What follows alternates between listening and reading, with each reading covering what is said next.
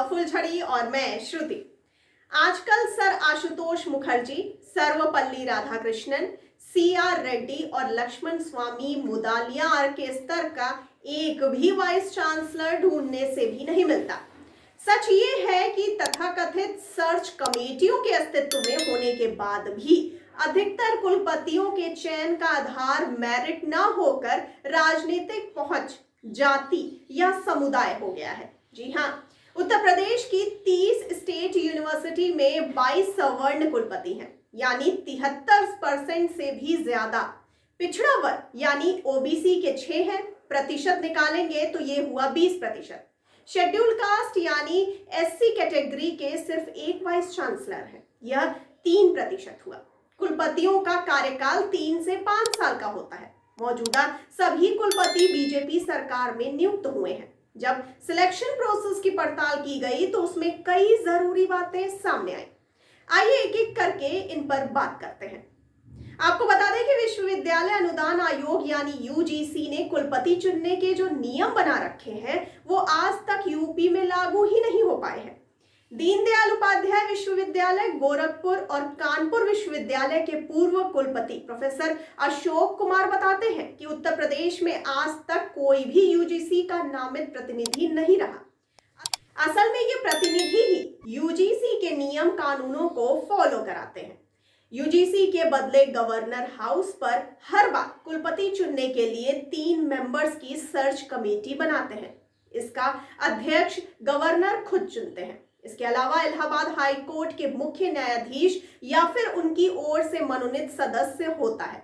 फिर जिस यूनिवर्सिटी का कुलपति चुना जाता है उसके एग्जीक्यूटिव काउंसिल के सदस्य होते हैं। आपको बता दें कि कमेटी अखबारों को विज्ञापन तो देती है कि कुलपति की पोस्ट खाली है, लेकिन ये कमेटी विज्ञापन निकालती है कि कुलपति की पोस्ट खाली है, बायोडाटा भेजो।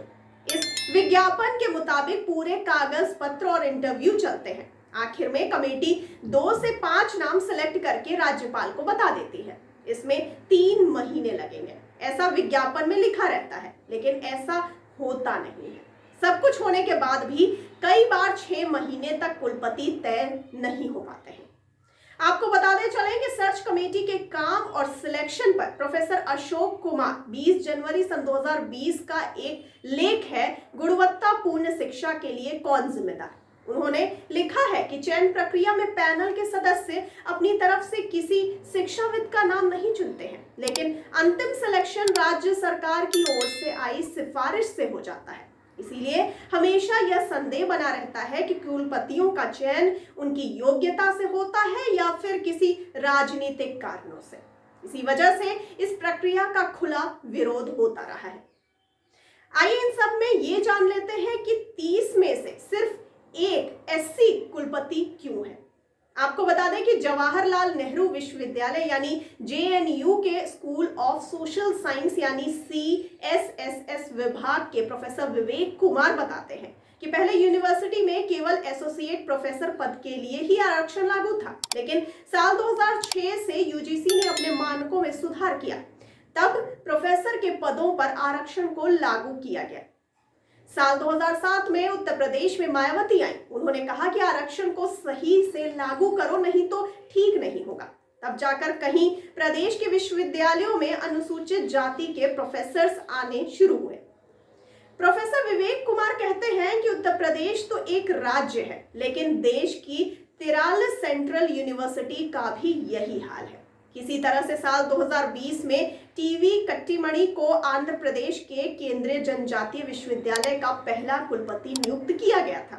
फिलहाल सेंट्रल यूनिवर्सिटीज में नियुक्त होने वाले वो इकलौते अनुसूचित जाति के कुलपति हैं।